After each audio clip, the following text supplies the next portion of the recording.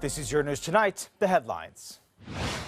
If the UK doesn't reply within 2 months, we may take them to the Court of Justice.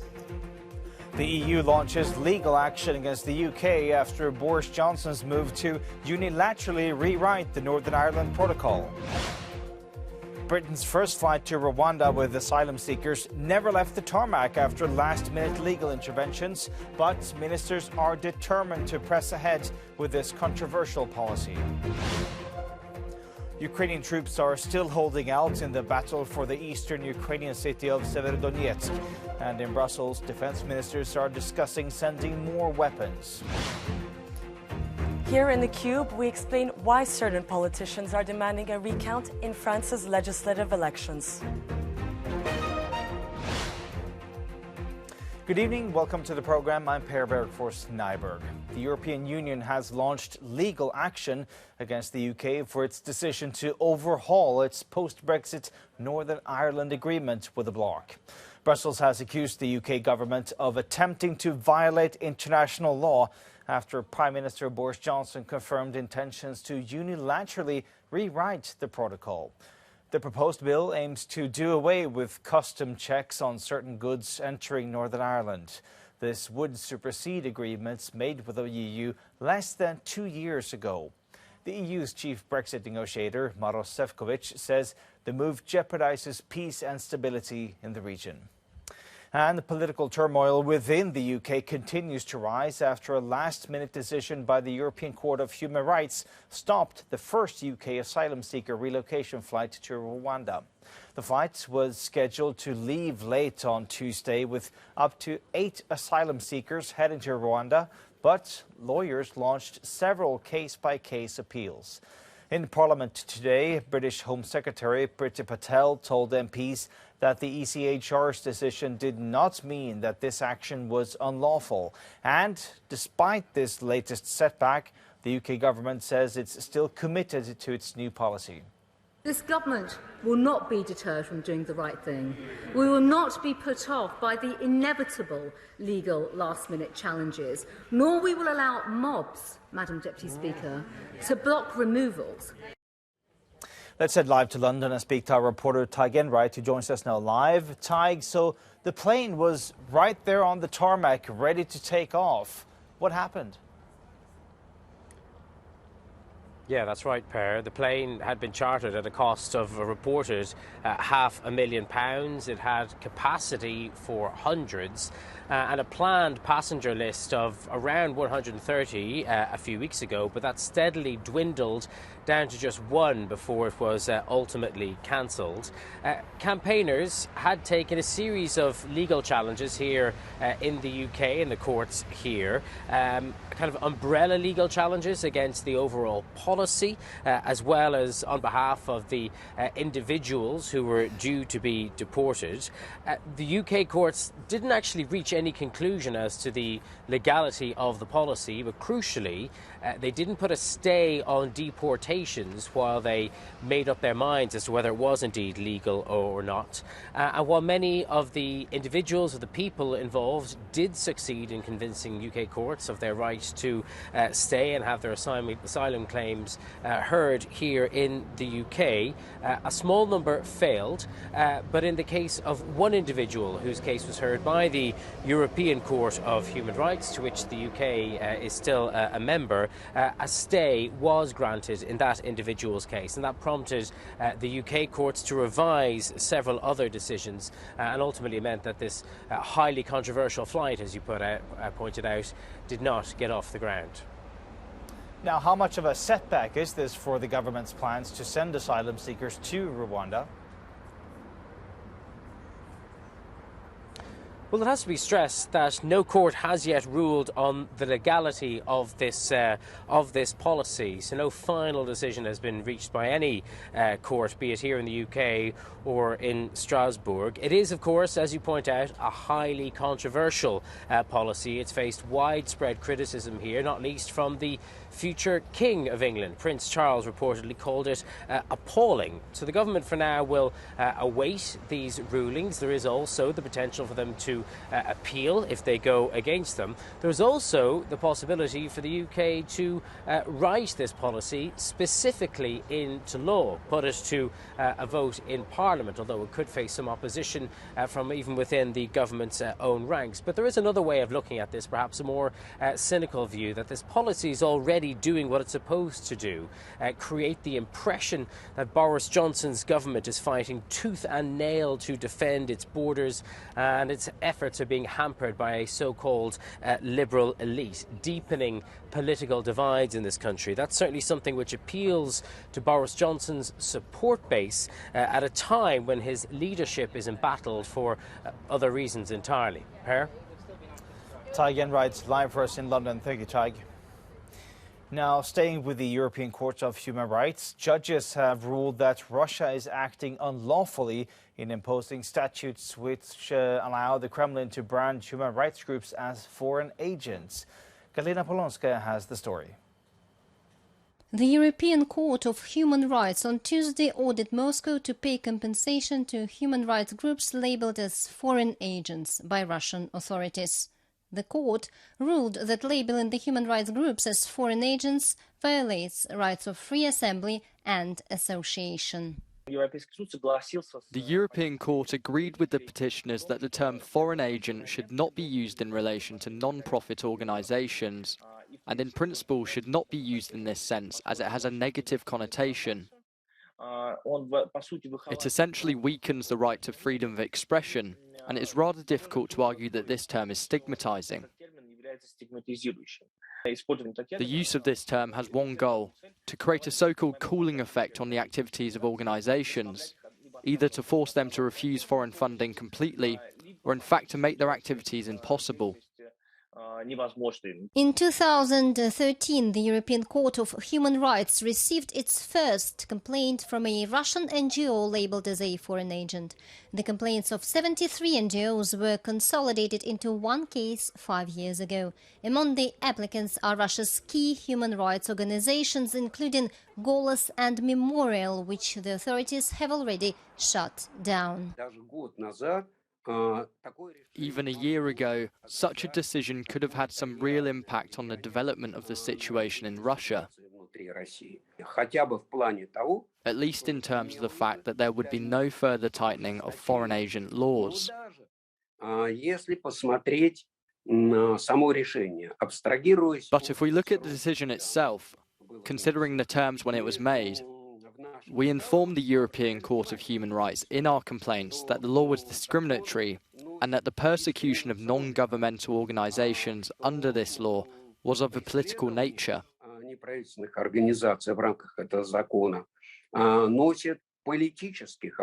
But this European Court did not consider it necessary to note this in its decision.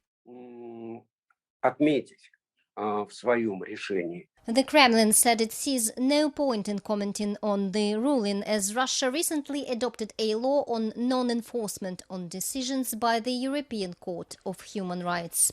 Galina Polonskaya, Euronews. And let's go back now to the EU's decision to launch legal action against the UK for its Northern Ireland Protocol action. Because joining me now live from Brussels is our correspondent Shona Murray. Shona, what more do you know about this legal action that the EU is taking? Well, this is probably a long road, the start of a long road between the EU and the UK, and legal infringements against the UK for non-implementation of the protocol. We had heard the announcement today from Maros Sefcovic, the EU's lead Brexit negotiator and Vice President of the European Commission, reviving previous legal infringements and also setting out two new ones. And they relate to, as I said there, non-implementation of the protocol, in particular not engaging in checks on goods from Great Britain to Northern Ireland, not giving the EU any data in relation to the goods going from Great Britain into Northern Ireland. Remember, Northern Ireland is in the EU's single market, so this is a huge concern, and the EU's position is that it jeopardises the single market. But I got up with Maros Sefcovic today and I asked him what else could happen here. I mean, in the long term, could we see, for example, the suspension of the EU-UK free trade agreement? We are going to do from our side, first and foremost, as I said, we are protecting single market, but today's legal action. But we will be very firm calm, but at the same time proportionate in our response. And also our next steps would be gradual, because we still want to keep the doors for negotiation open. But of course, if this bill is approved as it is, I cannot exclude anything, and all the options have to be on the table. That's the EU's lead Brexit negotiator, Maros Sefcovic, speaking to me earlier, making the point that while there are legal infringements against the UK for not implementing the protocol, the door is still open for negotiations to actually smooth out the practicalities around what's not working on that basis. But as we heard there, everything remains on the table. Per? And Shona, relations between the EU and the UK during the whole Brexit process were at times, I would say, rather frosty, to say the least. Now, when we're back in this situation with new negotiations, legal action, would you say that we're at a situation where severe distrust is back between the two? Yeah, I don't think the trust issue was ever really resolved. I mean, obviously the relations have been quite acrimonious for the past few years, and there had been some hope in the last, let's say, few months or a year when the withdrawal agreement was signed that maybe relations could be normalised and you could see the EU and the UK work as partners, particularly after the war in Ukraine was started. The feeling being that the need for Western alliance is so important. But actually right now, after the UK introduced this legislation, breaching the protocol, breaching international law is the consensus, trust has really never been so low. In fact, it's been considered a historic low, and Maros Sefcovic made that point to me earlier. He said at the beginning that our relationship, especially if you're coming to such a delicate agreements like withdrawal agreement, DCA, and especially the protocol is very much based on trust. And I have to say that by this draft bill introduced after 18 months of the discussion, that this trust is severely damaged. And that's the EU's Brexit negotiator speaking to me earlier, making the point that trust is severely damaged, but at the same time in a more constructive tone, also saying that the door remains open for negotiation to finally put this issue of the Northern Ireland Protocol to bed. Per? All right, some distrust, but the door is still open. Shona Murray live for us in Brussels. Thank you so much, Shona. NATO defense ministers have begun a two-day summit in Brussels to discuss ramping up military supplies to Ukraine. The meeting comes as Ukraine's government once again issues a call to the West to send more heavy artillery. Secretary General Jens Stoltenberg says NATO has already provided billions of dollars worth of military equipment to Kiev, as well as economic and humanitarian aid. Sweden and Finland's applications to the security alliance is also on the table. And meanwhile, Russia continues its relentless attacks on the eastern Ukrainian city of Severodonetsk. Kiev's forces have been mostly pushed back to the city's Azot chemical plant. Over 500 civilians are also said to be sheltering there. Humanitarian corridors have been opened to allow civilians to be brought to areas under Russian control. Now, our correspondent Sasha Vakulina joins me now here in the studio. Sasha, so if Russia now has control of more than 80% of Severodonetsk, why are the remaining Ukrainian forces still holding out, trying to defend the city? Now, the mayor of Severodonetsk said that Ukrainian forces are still in control of the industrial district, as you said, and the perimeter there, making it possible to connect with the neighboring city of Lysychansk. He called the situation difficult, but stable, and adding again and again that the city has not been completely cut off. The Ukrainian defenders are indeed holding out there for weeks. They're doing that for a few reasons. And I have to say here that some of Ukraine's most experienced soldiers are there in the Donbas area. Now, these few reasons are, first of all, of course, as of now, they have been tying down thousands of Russian troops for weeks in that area, and that made possible for Ukrainian defenders and soldiers elsewhere to go into rather successful counteroffensive. This is particularly in the south of Ukraine, in the region of Kherson. And secondly, the defenders who are there in the east, in Donbas, in Severodonetsk, they cannot go on a full-scale counteroffensive against Russian forces because they are still waiting for those heavy weapons to be delivered to them. And right now we have the defense ministers meeting in Brussels discussing just that, about sending more heavy weapons. If they do decide to send in the kind of heavy artillery that the Ukrainians are asking for, could the Ukrainians then possibly push back the Russians and even retake the city of Severodonetsk? Well, Ukrainians are definitely thinking that way, and they have been very open about what exactly they need now. There are two problems here. This is not only about sending enough weapons and heavy weapons, but this is also about sending it on time. Ukraine is really greatly outnumbered by Russian artillery. And Western aid, despite all the promises, is arriving way too slow and in rather small quantities for the moment. Now, to give you the example how outnumbered Ukraine is, the ratio there sometimes goes to 10-1 or even 15-1 in terms of artillery pieces available in combat, specifically in the east, where the heaviest fighting is taking place, right? Now, Kyiv requested, they just made it public, the list and the requested items on that list. And I'm going to just pick up one of the items there. For example, we see 500 tanks. Now, this is the list as per presidential advisor. This is what Ukraine needs to end the war. And we have 500 tanks there on the list. According to the Military Balance 2021 database, when it comes to the countries like the UK, France and Italy, all of them have between 200 to 230 tanks each. So 500 tanks, that's really a lot. Of course, this is a rather best case scenario of what Ukrainian authorities are hoping to receive from Western allies. Of course, after all the promises that they've made. The Deputy Defense Minister of Ukraine said that as of now, Kyiv gets about 10% of what it needs to end this war. All right, we'll see what kind of decisions come out of Brussels later on tonight and tomorrow. Sasha Vakalina, thank you so much for your time.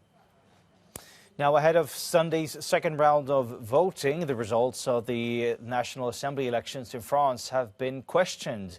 Members of the left-wing alliance NUPES have accused the Interior Ministry of manipulating the results. Sophia in the Cube has been investigating.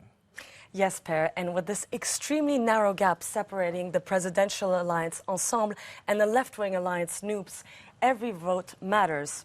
Now, according to the Ministry of the Interior, the current presidential alliance is currently leading by only 20,000 votes. But other French media, such as Le Monde, have claimed that it is actually NUPES that is ahead, which, as you can imagine, has caused quite a bit of controversy online, with certain users stating that the French authorities are manipulating the numbers.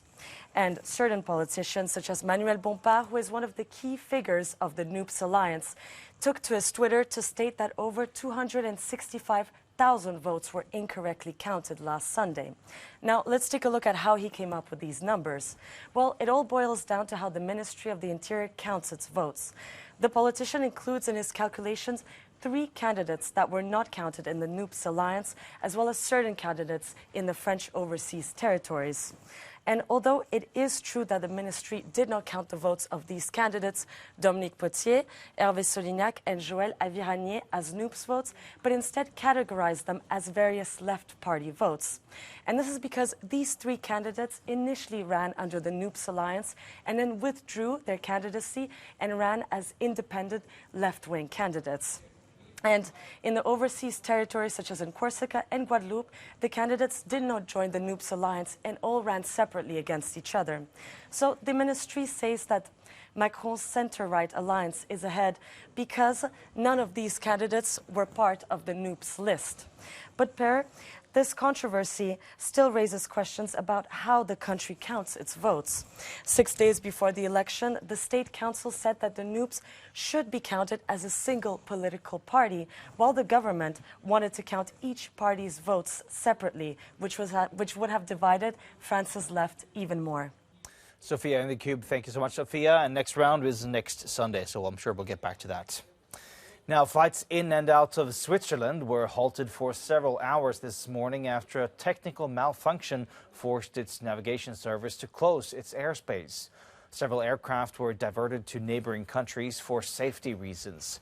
Flights slowly resumed after the airspace closure lifted at 8:30 local time. Suspicions of a cyber attack were quickly ruled out by authorities, and a computer failure at air traffic control is now being blamed for the interruption. Demonstrators gathered outside the Court of Appeals in Athens, where they demand harsher prison terms for members of the neo-Nazi Golden Dawn group. Its leader, Nikos Michaloliakos, was returning to the court on Tuesday to overturn his sentence from 2020. Protesters were heard chanting, "Keep the fascists in prison" and "Stop the racist attacks." There were some of the chants heard. Costa Rica have booked their place at the 2022 World Cup, thus completing the lineup for this year's tournament in Qatar. Los Ticos confirmed their 7th appearance at the World Cup finals with a 1-0 victory over New Zealand. David Moricon reports. The crowds cheered in Costa Rica as the country became the final team to qualify for the World Cup in Qatar later this year. Costa Rica has completed the 32-nation lineup by beating New Zealand 1-0 on Tuesday, securing its place for Qatar 2022. The most watched football competition will start with a group stage of 32 teams, each competing in 8 groups of 4. Major European teams are considered frontrunners, but one of the main upsets this year is the absence of Italy, who have failed to qualify for their 2nd consecutive World Cup. Costa Rica secured its final place primarily thanks to the impressive saves from their goalkeeper and captain Keylor Navas. Many have bemoaned the decision to set the World Cup in Qatar because of human rights abuses, the treatment of workers for the building of stadiums, as well as the weather conditions. Regardless of these concerns, the World Cup kicks off in November. David Moricon, Euronews.